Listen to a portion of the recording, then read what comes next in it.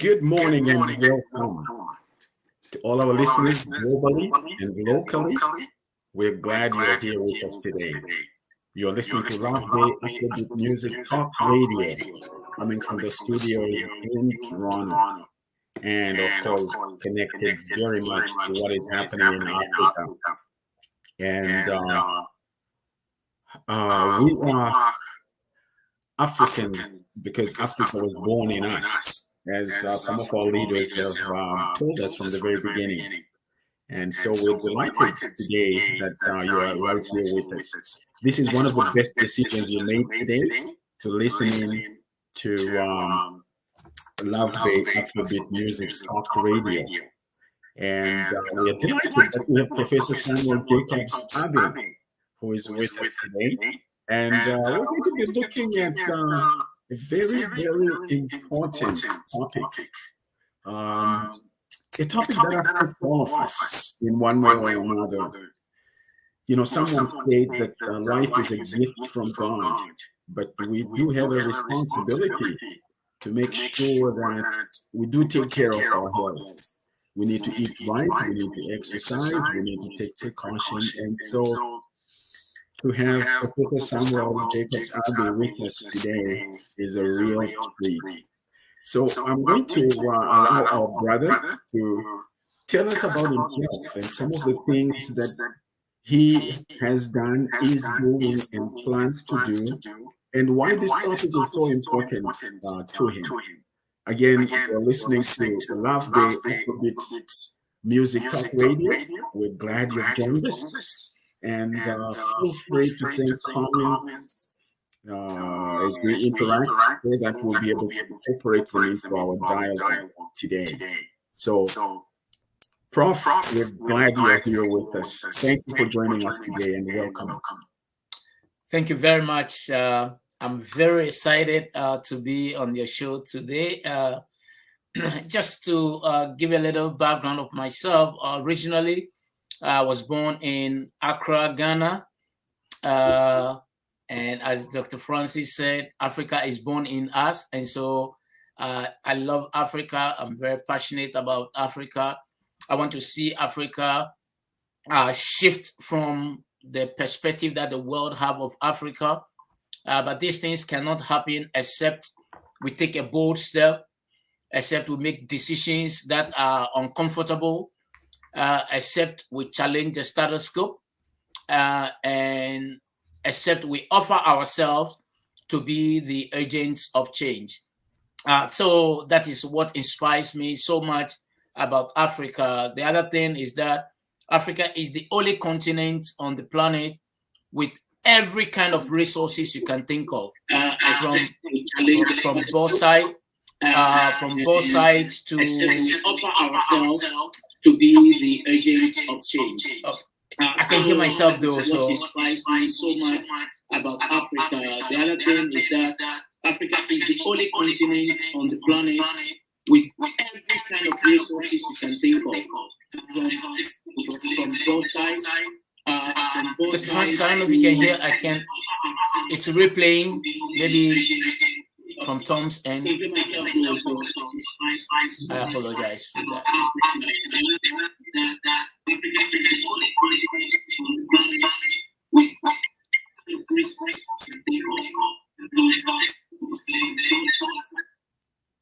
Okay, great. I think I'm sorry about that, Dr. Francis. I think it's from Theo's end because it was replaying, but when he muted, it stopped. So if you don't mind, I can start all over again. Certainly. Sorry about that. We apologize. Okay, great. So just as I said, for those of you who heard me earlier on, I had said that one of the things that inspires me about Africa is the only continent that have every kind of resources you can think of, from both sides to diamond, just name it. Every single thing you can think of, we have one. And so with all these resources, and Africa is still considered as a developing nation, when I think about it, I sometimes cannot think far that with all these resources that the entire globe relies on, how can Africa be considered a developing country? But we'll go deeper into that. A bit of myself. I say again, I was born in Accra, Ghana. I have been involved in developmental services for many years. I've traveled across the length and breadth of both the African continent, been privileged to visit all the 55 countries in Africa. I've also had opportunities to travel across the globe to make a global impact. Currently, I'm based here in Washington, D.C. area, specifically in the Commonwealth of Virginia, where I run an institute called the JACOBS-ABBEY Global Institute for Leadership Studies.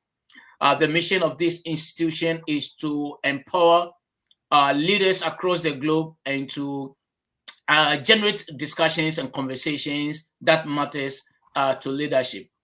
This topic, access to healthcare, particularly in Africa, it's so dear to me because when I was working on my PhD many years back, my PhD dissertation was focused on access to healthcare, the perception of physicians, a perspective to access. And I came to the realization that it is not just the access that matters. You can have access to healthcare, but if there is no quality of the provision of healthcare, access is completely useless. And so my dissertation primarily focused on access to healthcare accessibility. And so I am excited to be on your show, and I look forward to engaging conversation as we go forward. Thank you so much. We're very delighted to be with you, our brother, and it's a real pleasure.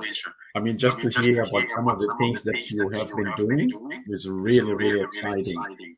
I know I'm hearing the echo as well, but I hope that it's coming out. You mentioned some things that are really important. You talked about rethinking healthcare. You're talking about challenging what is happening, and you're talking about offering ourselves as age. Now, when you put that together with what you just said, just the minute or so ago, that you are also engaged in leadership development, because it seems to me that for us to rethink the challenge of ourselves, we have to have a different type of leadership mentality. And so leadership really becomes everything. Because without leadership, you cannot do anything. If somebody does not lead, that gap will be filled in by somebody who thinks that they can be a leader. And I think this is why we're talking with so many porters in Africa, because they see a gap and nobody's in there, and they jump in, and we're like, hey, what are you doing? But it's because they're not seeing anything happening sometimes. So what do you see as some of those leadership challenges, leadership issues that are causing us not to rethink accessibility to healthcare in Africa? What are some of those specifics? Thank you very much. You are absolutely right. In every developmental issues, in every social change impact, you need leadership to be able to set a pace. I'll come to your question directly, but prior to that, let's take, for instance, since I now live in the United States, I will use a quick example in the United States to make a case. Now, today, I am able to sit in my office and have a conversation with you in Toronto. Now, this happens because 60 plus years ago, there was a young Baptist priest called Martin Luther King who decided that enough is enough. I am going to lead a group of Black people to create awareness. Are we going to be attacked?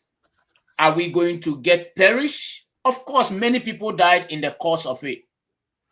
But today, the effort that he and others put in place has made it possible for me to be able to run an institution in the US, to have all manner of race attending my institution as a Black African person running an institution with mixed races.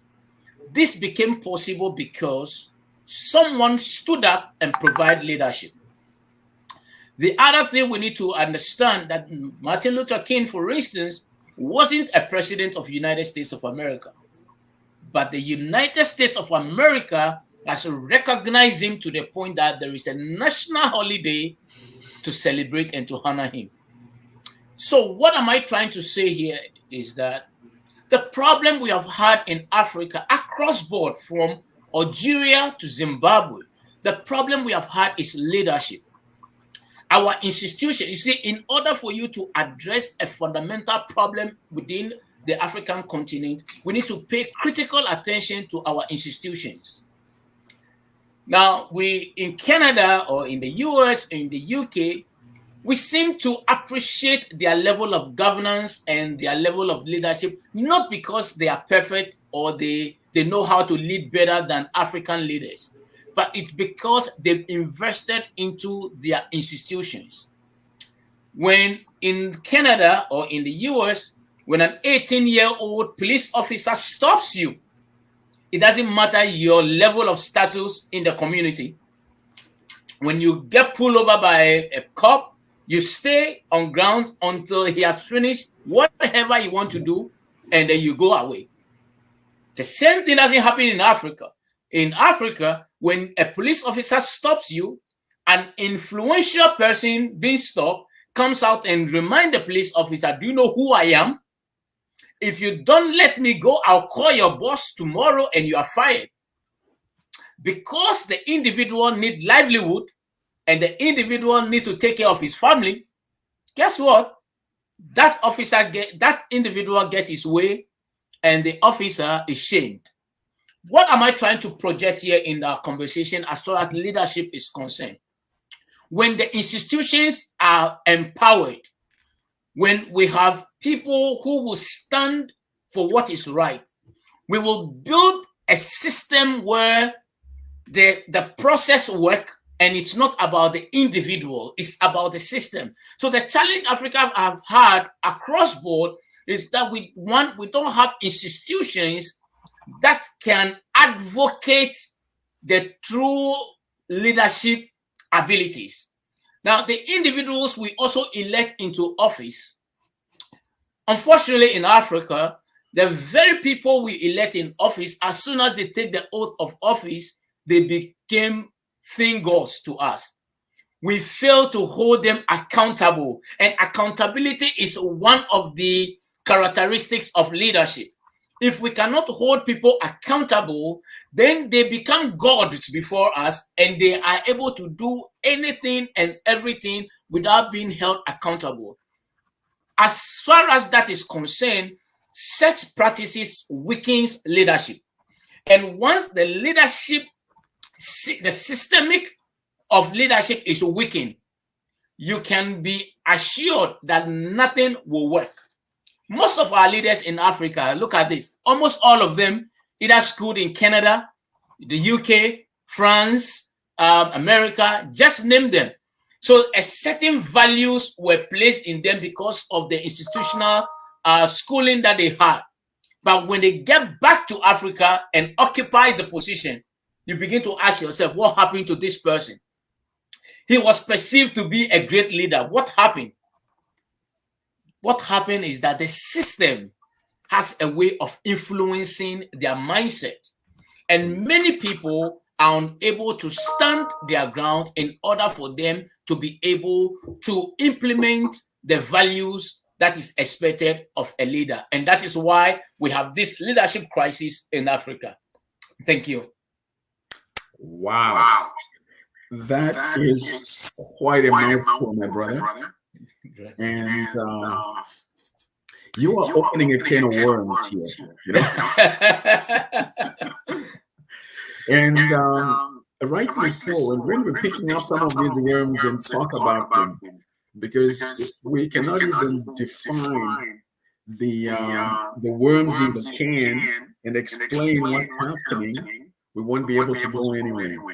So, wow, I really, really appreciated the comments you have made.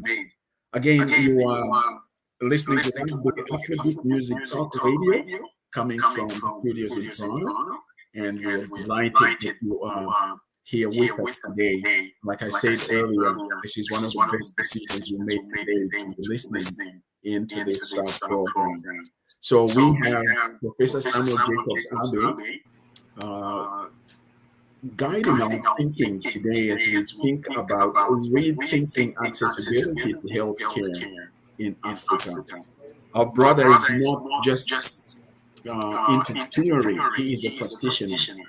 He is doing stuff in relation to what we're talking about here. He is engaged in leadership development, and in his last comment, he was talking about some of the things within leadership that limit our progress, especially with regards to healthcare. You talked about the respect for authority, and you're absolutely right.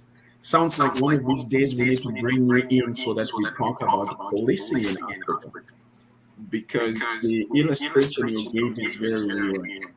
You know, people would want you to know who they are and not necessarily comply with the laws that have been put in place by the state. And so it really doesn't matter who you are. So if you're speeding or you're driving without the right documents, the law should be in charge and not you. But unfortunately, we live in a society sometimes where, do you know who I am? And then the rest of the stuff that needs to be done is not taken care of. And then you mentioned accountability. It's really unfortunate that sometimes we vote people into power, but we don't hold them accountable. As a result, they do what they want. And that actually becomes part of our distraction, really. So you're touching on something very, very important. I need to welcome our brother here, Mr. Joseph Osuji. We're glad you're here. It looks like he's having difficulties listening in. I don't know if you can hear us now, Brother Joseph. It looks like he's still having technical difficulties, but he's here in the program, and we welcome him as well. So the other aspect you mentioned, brother, is quality. And I picked that up earlier on. It's okay for us to have health care, and we do have expressions of health care in various African countries. But the point you made about the quality of that health care is very, very important. Now, I know if my wife was here and listening to me, she would say, you've put this a long time. Let's see what you're researching. I'm writing a book on decolonization processes. In this book, one of the things I'm looking at is looking at our institutions. We inherited some of these institutions when they were functional, but over the years, something has happened. And so your point about the value of institutions is a valid one, and we should never move away from that. Because if we don't have functional institutions, we're not going to go anywhere. It's going to be cyclical. We keep doing the same thing. As somebody said, insanity is you keep on doing the same thing, hoping that you will get different results. It doesn't work like that. So this quality, how do we engage ourselves to the point of raising the quality? Should we depend on others to help us do that, or this is something we should be able to do on our own? What are your thoughts on that? Sure, absolutely. You see, I always remind my students that quality is important in every aspect of your life, be it your marital life, be it your social life, be it your emotional life, your academic life, your career path, every single thing you do, you must ensure that there is high level of quality involved. The reason this is important is because you will appreciate the fact that everybody can start anything or everything, but the quality that you associate with a thing becomes the brand for which people begin to come along with. Now, let's look at it from this perspective. I like to always use scenarios to provide answers. Now, let's look at Africa and Africa, the entire Africa concern. Now, let's look at our leadership. Don't we have Ministry of Health in our countries? We do. Don't we have surgeon generals in our countries? We do. Don't we have medical associations in our countries? We do. But why is it that when any of our leaders, be it the president, the vice president, the ministers of state, why is it that when they are sick or they are caught in a situation that needs critical attention, they are flown out of the country to these developed nations? Are we suggesting that the very fabric of our countries, which is our presidency, do not recognize that we have quality of healthcare in their nations?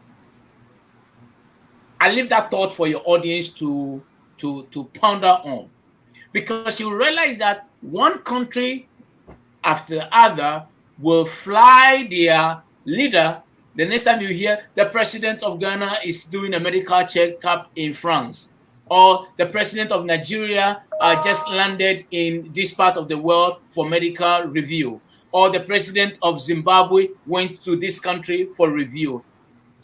The problem we have is that there is access, but is that access to healthcare has enough quality to hold the presidency? So do we have two kinds of people in our nations? That the ordinary person is given what we have locally, but the elite class, including politicians, will only have quality of healthcare from outside of their nations. That is a very serious indictment on our nations. That is why I personally believe that sometimes, you see, the problem with us as Africans is that we are so dependent on politicians and our leaders to create the kind of environment for us. It shouldn't be. We live in the local communities. Why can't we identify the most influential people within our local cell or our local communities? Those who have the financial capabilities. Why don't we come together and put monies together and build our own quality of healthcare within our systems? Once we have been able to erect something or put something in place, then we can lean on our partners to help out with supplies, because we may not have the supplies. Because at the end of the day, what makes a hospital having quality healthcare? It's the kind of equipment. It's the kind of equipment you have. Some background noise. It's the kind of quality of equipment you have in place. It's also include the quality of trained physicians you have on board. I always remind my students in a very jovial way. I tell them this. I said, well, imagine that when you were in school, in medical school, there was one of the students who wasn't doing so well. And so you had pity on this individual. And when you were writing your final board exams, you decided to help this person cheat by giving him all your answers to copy. And at the end of the day, this individual graduated as a heart surgeon. He's practicing. Then suddenly you became sick and you were sent to a hospital. And lo and behold, see who came to the theater to do operation on your heart. You realize it was this guy. What will run through your mind? Your mind will go back to when you were in classroom. Wait a minute. This guy only became a physician because I helped him. Because he copied my answers in order to practice. How can this person operate on your heart? And that is the quality I'm talking about. When something has not been tested and proven, it becomes a problem for the entire system. And so quality matters. And we ought to ensure that healthcare in particular, we will have to pay attention to ensure that quality of healthcare is provided to everyone. It is very important. We need to recruit the rightful healthcare practitioners. We need to have quality accessories. We need to I look at the problem in most African nations. For instance, we are, and I say these things, with a heavy heart, because I don't think it should be the case. But people go to the theater in the midst of surgical operations and the light goes off. How on earth should a light go off in the middle of surgical operations? It should not be at all, but we have normalized it in Africa. Nigeria is considered one of the super nations in Africa, yet Nigeria has no light. What a pity. What a pity that we can't even have quality of healthcare in Nigeria. Now, look at across the global world. The most, I don't know this for a fact, I'm only speculating, that one of the most learned class of people on the planet are Nigerians. You will see them in the medical field, running big medical hospitals across the globe. Yet in Nigeria, the country itself doesn't have quality of healthcare. Why is it so? The system do not allow our experts to provide that kind of consultancy. And that has become a major problem in the African continent. So I agree with you, Dr. Francis, that we cannot talk about access if we fail to talk about quality. Because you can have the access, and the access will become a place for death. Because people check into the hospital and they don't come out again. Because there is no quality. Yes, go ahead. Can I ask a question? Sure. You mentioned quality, but you also mentioned the efficiency of the equipment. But do you think from the human rights aspect of looking at this problem, it's not the quality or the doctors, they're all qualified, it's colonialism, racism, the inferiority complex of our leaders. Even Saudi Arabia, Nigerian President Zambia, American statement. So what's your view on the human rights aspect of this problem in terms of colonialism and racism and inferiority complex? Just before Professor Samuel Jacobs-ABBEY responds to that, we need to take care of some of the things that are happening in the studio here. Our brother Theo has requested that we take a break so that we can restart. So please don't forget the important points that have been made by our brother Mr. Joseph Osuji here, so that when we come back, we will pick up on that. So we are all just going to log out and then log right back in. That's what our brother has requested. Again, sorry to our listeners. This is Today's Africa. You are listening to Love the Afrobeat Music Talk Radio, coming from the studios in Toronto. And we're glad you're here, but we need to take care of some technicalities here so that you're able to hear us and participate better. So sorry about that. So we're all just going to log out and we'll come back right in.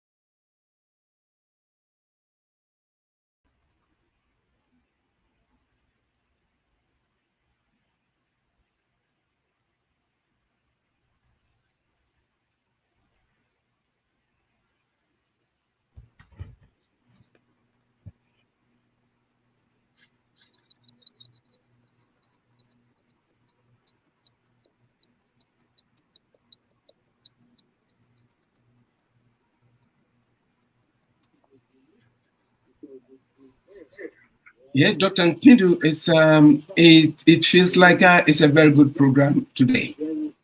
Thank you. Yeah, very good program today, and I'm so glad that we have such a very interesting topic today. And it seems I think I'm the problem here, so you guys carry up the program. The floor is yours. Go ahead. Thank you, Brother Phil. It's always nice to have you here as part of the team.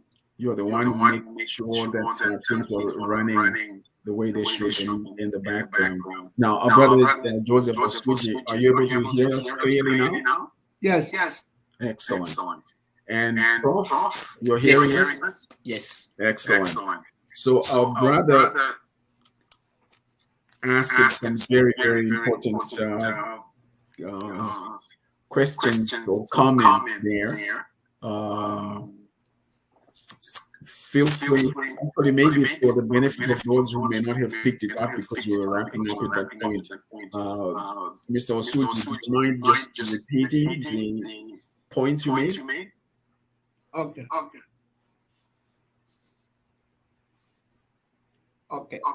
I asked the question, the influence complex of the African leader, of colonial, the legacy of colonialism. Does he have an impact of the inadequacy of healthcare in Africa?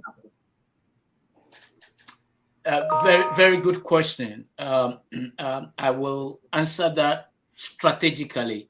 The reason I say this is because, you see, I am one of the few people who believe that racism, human rights, always plays a role in our thought process. Neocolonialism.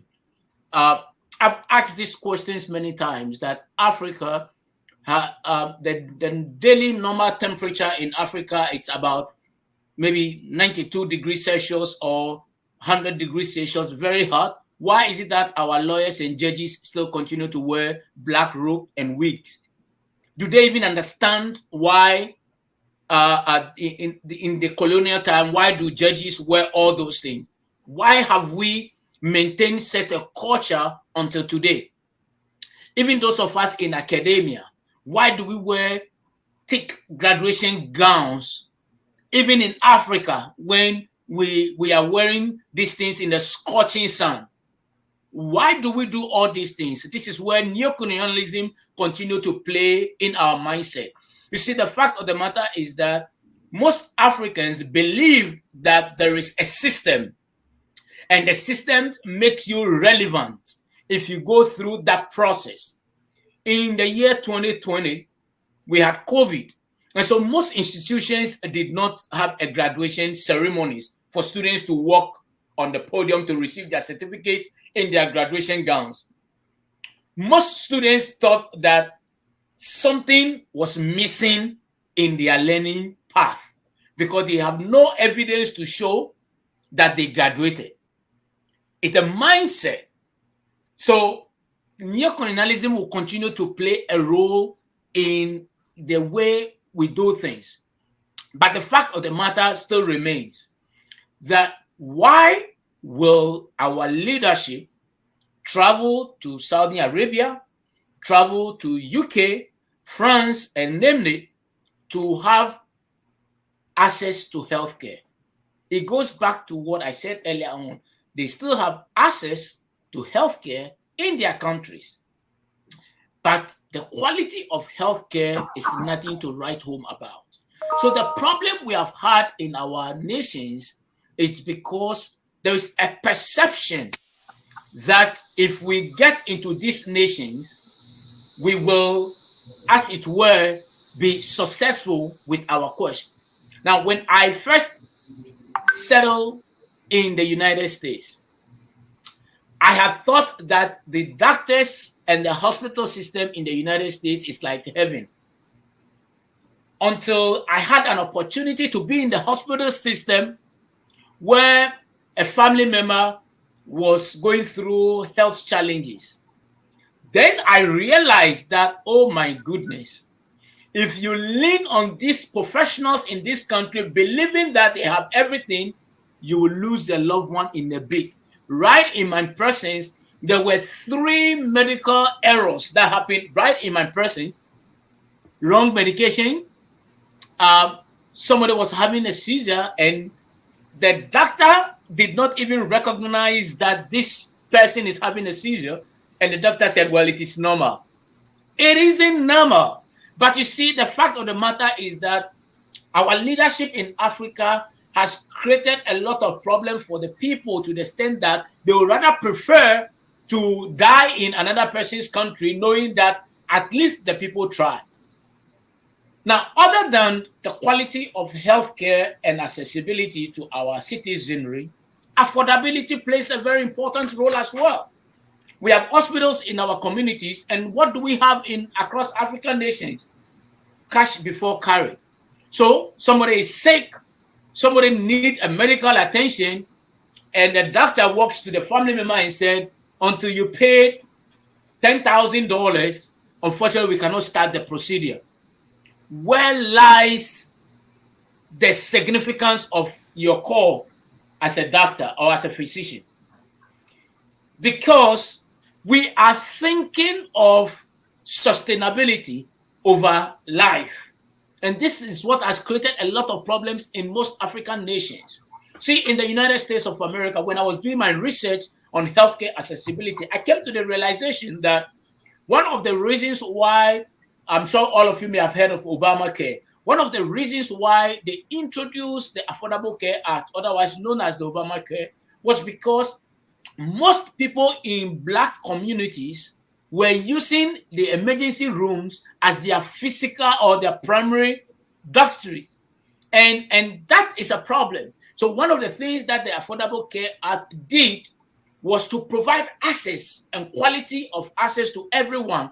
So, you know, the American healthcare system is driven by your employer, because the insurance in America, I'm sure the same thing in Canada, is driven by your employer. Unlike the UK, where they have the national healthcare system programs where everyone will have access to healthcare. In America, it is driven by your employer. So the day you go to work and you have an issue with your employer and you get fired, after 30 days, you have no healthcare. And so most Black people were using the ER as their primary healthcare. So what Affordable Care Act did was to challenge employers that anybody who works within 40 hours a week must have healthcare. And so that decongested the ER in order that the ER will function for the purpose for which it was created. What do we have in Africa? Again, even in Africa, when people are sick, they can't even afford basic prescriptive medication. The doctor will only diagnose you, but the doctor is not the one that cures you. The medication that comes with it is what helps you get better. But the other twist of all this, Joseph, is this.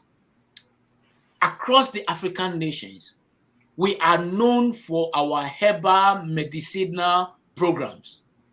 Why is it that suddenly Africa have thrown away what God gave us in terms of using herbs, neem tree, cassava leaves, banana leaves, all the things that our parents and our forefathers and grandparents did to help us receive quality of good health care? We've thrown all of them away, and that is where the neocolonialism comes in, because the West has managed to reorient our mind to think that if you take a pharmaceutical drug, you will be better than drinking some herb from a neem tree.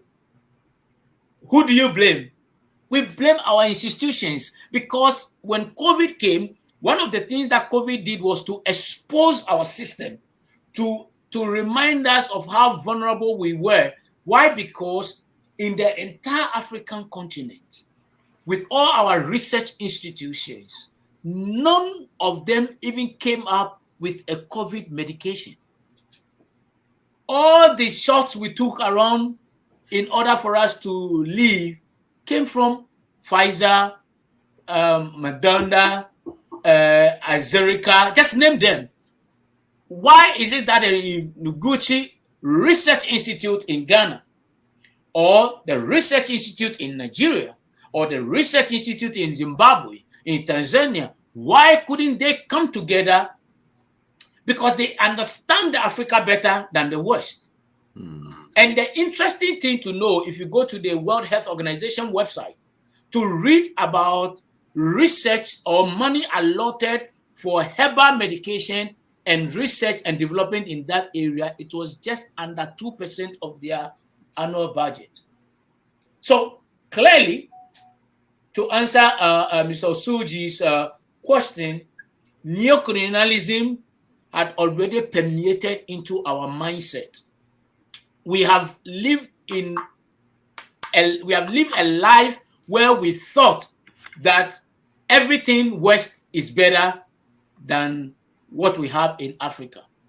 And even if you look at it, even from a spiritual perspective of how the African lives their life, the West has managed to even idolize and make our worship and behavior to become more fetish and evil, whereas the rest of the world go about their normal life. It is because the African can easily be manipulated. And how do we get manipulated? Because of lack and want and resources. If Ghana, once upon a time, used to be the world leading producer of cocoa and gold, and South Africa is a leading producer of gold, and Ivory Coast is the leading producer of ivory, and Sierra Leone and Congo DR were leading producers of diamonds across the globe. How can we be poor? How can these nations not have quality of healthcare? The former vice president of Ghana, died in the hands of physicians in a hospital. Jerry John Rawlings, that is known all over Africa, had COVID and died right there with the people in the Kolebu Teaching Hospital in Accra. Meanwhile, Donald Trump had COVID in America. He's alive. Other great leaders had COVID. But because of the quality of healthcare, the quality of healthcare permeates across board. It is not selective. And so we ought to make sure that in order to change the mindset of people, one, we need to unlearn the things that the West has managed to place in our mind across Africa. We need to unlearn, we need to relearn, and then we also need to take a bold step to challenge the status quo. It's very important. But until that happens, I'm afraid we have a long way to go. Thank you very much. Thank you. Brother Joseph, did you have any other comments or thoughts?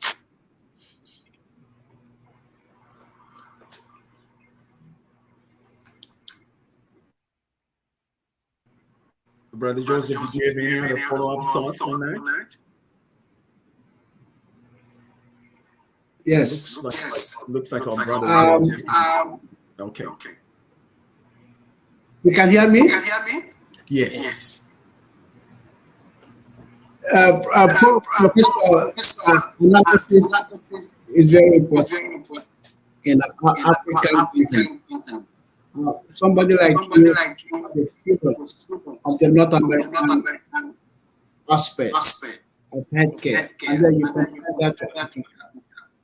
It looks like your system is breaking up. Is there a radio that's open? Education is very, that's what happened to educate them from the organic perspective, originality. The no colonialism about is a problem. It's not about the education. We have quality of education. The problem that the African leaders themselves are bad examples. And we have few examples like Jerry Lawrence. So we need people like you to have this platform of education. The Africa to believe in themselves. Our system can be improved if they have the right mindset.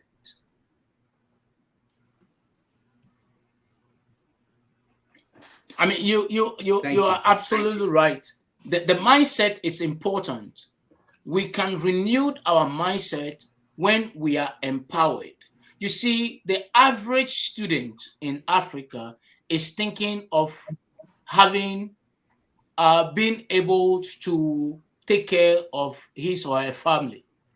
And so the likes that we've had in the past, who will do everything to champion Africanism and to stand strong.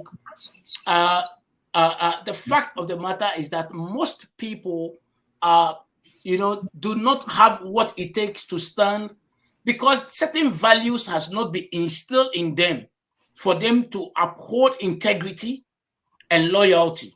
What do we see in our systems now? One of the things we need to understand is that when you lack, your integrity will be compromised. Likely your integrity will be compromised when you become dependent on people.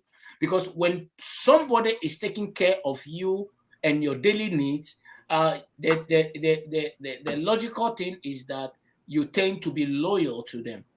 And so most of these students that we are referring to in a way to reshape or rethink their mindset, what we need to do is to invest more in them. We need to have a situation where we can have honest conversation. We need to make them part of today's leadership. See, the problem in Africa is that look at our president. Look at Paul Biya. Paul Biya became a president of Cameroon when Jimmy Carter was the president of America. Look at that. I mean, how do you explain that? And he's still the president. America have had what? I think close to 10 more presidents after Jimmy Carter, and yet Paul Biya still remains the president. Where did we go wrong? Look at Togo until the death of Gnassingbé Eyadema. He was the president for such a long time. How do you think? Look at Omar Bongo of Congo, of Gabon, who just got overthrown. The problem we have in Africa is that people even think that the presidency is a dynasty and that they are the most qualified families to rule. When that happens, what happens is that we suppress talent, and whenever we suppress talent, we also suppress quality. Your best people will exit the country because they will be useful in a place where their expertise will be recognized. And so we need to ensure that if we said we want to practice a democratic system of governance, nobody is forcing us to do that. But if that is what we want to do, then we need to read the rules and understand the characteristics of a democratic governance, which involves participation, new ideas, involvement, accessibility, and quality. So I strongly believe that we can talk about changing mindset, but if we don't put in the right structures in place, we cannot. The last thing I'll say on this, Dr. Francis, is this. In Africa, we have School of Engineers. Every year, we produce thousands and thousands and thousands of engineers across mechanical engineers and other field of engineers across Africa. Ask yourself these very simple questions. How many African engineers, mechanical engineers, will drive their car and they will have a flat tire and they will not call a guy by the roadside to replace their tire for them? Yet the person is a mechanical engineer. But yet they cannot even know how to even patch a simple tire on their vehicle. So the question you ask yourself, what quality of educators are we producing? Are we producing people who just come out with a degree because they came out? Or are we producing people who can do great things. One of the things that I have observed as far as academia is concerned, in Africa, we are competing for university degree, for people to have a bachelor's degree. The reason why we established polytechnics and technical institutions have all lost their meaning. Technical institutions and polytechnics were made to build the life skills of people to be able to do hands-on stuff. Now, all of them have been upgraded to a university level. And so nobody wants to do the work that was meant for. If you look at the American system of education, in as much as they have the 4-year degree program, they also have what they call the community college program. The community college program was specifically designed to help people to build on their life skills. Because if a nation would develop to its peak, you need that class of people to help the construction technicians, the masonry, the road constructors. Those are the people that make the thing work, not the people in suits. Those who wear jeans and t-shirt, they get results. Thank you very much. Professor, I just want to say one thing. What do you think is the impact of corruption? The accessibility to healthcare in Africa. A corruption can be a hindrance. What do you think of that? Well, you see, one of the things that makes me so sad as an African is that we have normalized corruption in the entire continent. From presidency to ministerials to churches, even church, where we uphold them with strong ethical and moral values, have become corrupt. You see, corruption can take away a lot from people, and it destroys the fabric of a nation. The system is so corrupt, and the reason we have normalized corruption in the African regions is because it goes back to what I said earlier on. We don't hold people accountable. And if you don't hold people accountable, the problem you will have at your hand is that they will normalize a behavior. And those who even have the nerve to speak, they are bribed. And because they themselves do not have the resources, they are quick to shut up and accept the bribe. What can we do to change such corrupt mindset in Africa? First of all, we go back to our institutions. When our institutions are so empowered, I say this to people all the time. I said, just look at the police department as an example in Africa. A police officer comes out from the police academy with a master's degree in whatever field, but yet that police officer have no vehicle. You see that police officer struggling to fighting with passengers to board passenger transport with a gun behind him. Now, that police officer have a family, and if you know, police officers tend to have a lot of children. So they have families who in their homes, the family expects that when they come home, they should be able to take care of them. Now, the police officer is underpaid. And so if this police officer who is doing patrolling chanced on a wealthy person who made some mistakes, and instead of bringing the person before the law, and the person said, "I'm so sorry, sir, but here is my driver's license, and under the driver's license, you have $2,000 in it," and this police officer have never received $2,000 in his entire police career, and that person doesn't have integrity, trust me, this officer will say, "Okay, you are warned. This is your first warning. Don't do that again," because the person has already been bought. He has a responsibility at home as well. So the things that make them become corrupt is the system. If the system is paying them according to their pay grade. In America, for instance, when you are an officer, you are paid according to the pay grade. So if you are in grade 4, it doesn't matter whether you have a PhD or you have an undergrad and you belong to this category, grade 4, that is what you get paid. And so we need to invest into the system. We need to ensure that quality or correct pay grade is given to everyone. Once that is done, they have the ability to keep corruption. Because interestingly to know, the very people that are supposed to fight corruption are corrupt themselves.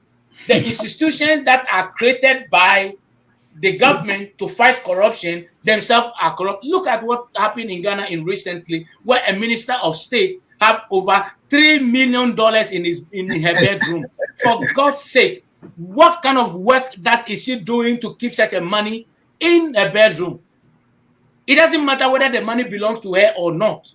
The fact of the matter is that to even have such a money in your bedroom shows the intent. You see, so it's very important that if Africa want to rise up again, we have what it takes. Like Mr. Suji said, we have the men, we have the women, we have the technical know-how, we have the quality of leadership, we have all the things that you can think of that we have, that I believe we will be able, when you utilize them accurately and efficiently, we will be able to rebuild Africa. But we can only do that if we keep talking, if we keep engaging, if we identify people who can stand and challenge the system. And more importantly, we should be able to offer ourselves to be part of the change. We cannot stay back and effect a change from afar. It doesn't work that way. So I will encourage government officials, government institutions across the African continent listening to us now to invite technocrats who are in the diaspora to engage expertise who are locally based in our nations and stop bringing expatriates into our countries who do not understand us. Let us get our people involved and let us build Africa that belongs to Africans. Thank you. Oh my goodness, this is wonderful. Thank you so much for those insights. And of course, our listeners who are listening, this is today's Africa, Love Bay, Afrobeat Music Talk Radio, coming from the studios in Toronto. We're delighted that you're here with us today, and it is our honor and privilege to have Professor Samuel Jacobs-ABBEY, who is helping us to rethink accessibility to healthcare in Africa. You keep mentioning these important nuggets on institutions and the mindset. It seems that until we have a caliber of leaders who see beyond their own personal satisfaction and think about everybody, the masses, we are going to go around in circles. Then it becomes, okay, I want to become an officer, I want to become this, so that I become, the one right at the top, and not allow anybody else close to me.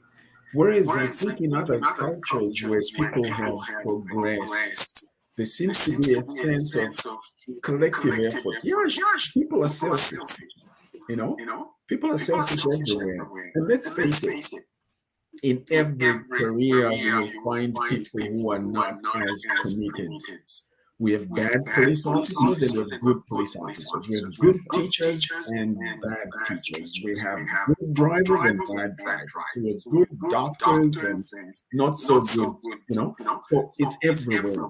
But I think we need to rise up to that place of not allowing the notions of sustainability over life. We need to value life. When you mentioned about corruption and about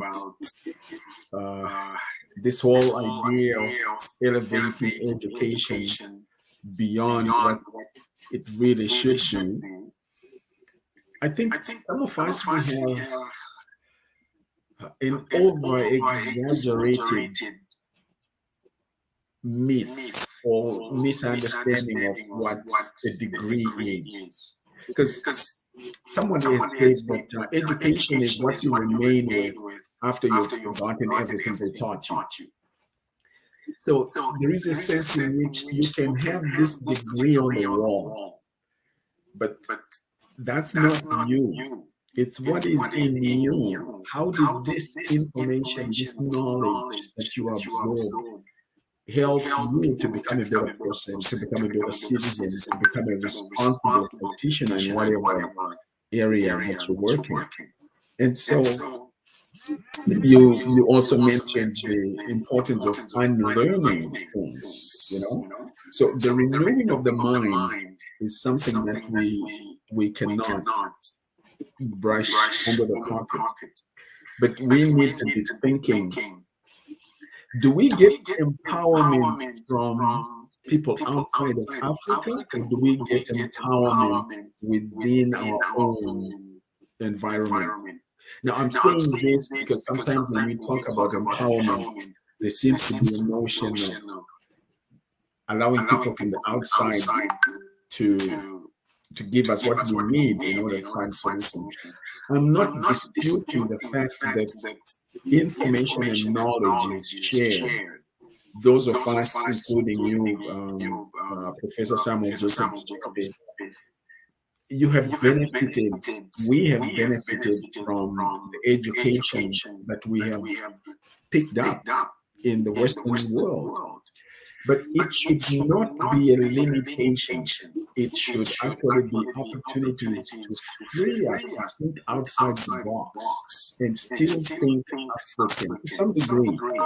Because you know what?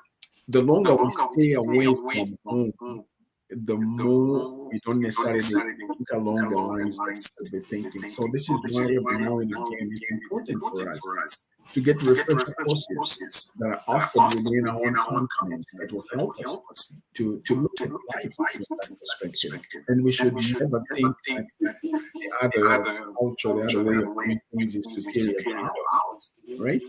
So this idea of saying we should not suppress time, it really is something that I picked up from what you say, because it affects quality.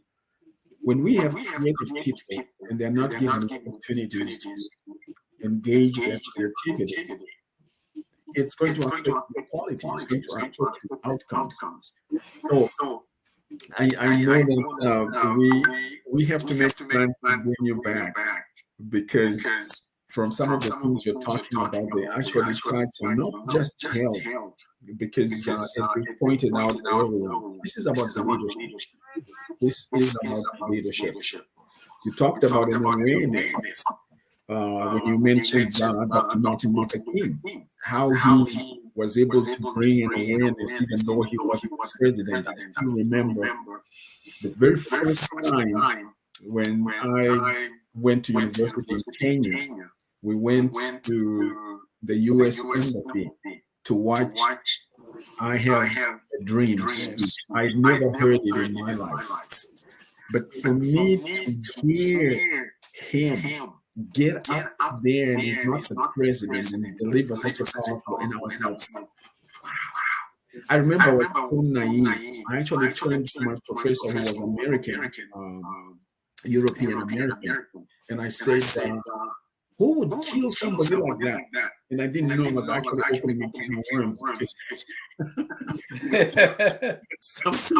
I was like, such a powerful person who's bringing such an awareness. Somebody like him. But I like the way he was introduced. The gentleman who introduced him said, and now we present to you the moral leader of our nation. And I was like, wow. Yeah. Because he was the moral leader. There were other people in office, but he was a leader in practice. So I think some of our leadership mindset really needs to shift from just in office, but to be a leader in practice. To lead also by example. And I think you have articulated that very, very well. I really, really appreciate that. You know what? I know you took a break, but it's important for us to respect your time and everybody's time. But there's some understanding for you in terms of final comments. Absolutely. To wrap up the conversation today, I want to remind every African listening to us, it doesn't matter where you are on the globe, there is a mark on your DNA that makes you an African. Continue to uphold the values that we have in Africa. I know the West have done everything possible as they could to destroy the values that we have. But I can tell you that those are cherished values. Everyone wants to be associated with the values. So those who cannot have access to those values will find a way to destroy them. Never under any circumstance look down on Africa. There is a popular saying in Africa that you don't point your father's house with your left hand. What it means is that you were raised from the same place and from the same resources. So do everything that you can to defend Africa, to stand for Africa. Let the world know that Africa has its own place, has its own values, has its own culture. And we pride ourselves with our culture, with our values, and with our morals. It is our morals that makes us different from the rest of the world. Why is it that the entire West is racing to Africa to talk about LGBTQ stuff and all that? Because they know that the values in Africa are driven by our culture and by our society. And so the best way to infiltrate a group of people is by infiltrating their culture and their behavior. So we need to stand strong as African nations. And to our leaders around the world, access is important. Let us provide not just access, but let us add quality of access to our systems and our environment. As we continue to raise students in our educational programs, let us design curriculums that will empower our students, not people who will come out with no certificate, with just certification, with no real influence. We want them to come out very ready to change Africa. And finally, I want to thank Lagbe Afrobeat Music Talk Radio for having me. It's indeed an honor. I want to thank my newly found family and my good friend Janice and Theo and Dr. Francis and Joseph Osuji for giving me this opportunity to speak with the rest of the people across the world. I am always available. Whenever you need someone to talk to, just give me a heads up and I will be available to support this mission. Once again, it's indeed a pleasure to be on the studio. Thank you. Thank you very much, my brother. You know what? Before we sign off, I'm going to give Brother Theo here the moment to chip in. There's a difference between do you have something to say or you have to say something. Now, our brother has something to say. Yeah, thank you. I would like to apologize to the listeners and the people watching us that, well, technologically, sometimes it works, other times it doesn't work. We've had some difficulties. So we'll bring Dr. I'll be back. I want to honestly, publicly say that, well, this is your radio station. We would even love for you to be joining us every Saturday. And we thank you for your space and time. And you know what? We'll talk off there and see where we go from here. Because we haven't finished the topic yet. It's loaded. We hope to bring you back again very soon. Very soon. Thank you, Dr. Well, you're absolutely right. Yes, our brother. We want you to know that you will be back. That is not a threat, it's a promise. We want you to come back.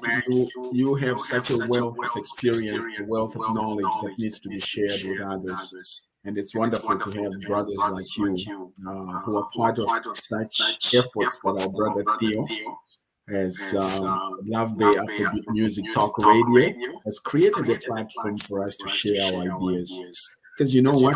I really believe there's one of the indigenous education gurus in Canada says that education is empowerment, knowledge is empowerment. When people know things, you're actually empowering them. So creating an opportunity for us to share like this is something that is very, very important, and we don't take that lightly. So again, thank you so much to our listeners. Again, you've been listening to Today's Africa, Love Day Afrobeat Music Talk Radio. Thank you for joining us today. We look forward to being with you again next week, every Saturday, unless otherwise we're running another pre-broadcast. Most of the time it's live. So spread the word, invite others. And you can also revisit some of the previous programs as well. So get on the website, and that information is provided. Again, our brother Theo, thank you so much. Medasipe. It's good to have you on the team. Merci beaucoup. Thank you, listeners. Have a great day. We look forward to seeing you soon. Again, Professor Samuel Jacobs-ABBEY, thank you, sir, for gracing us today. My pleasure.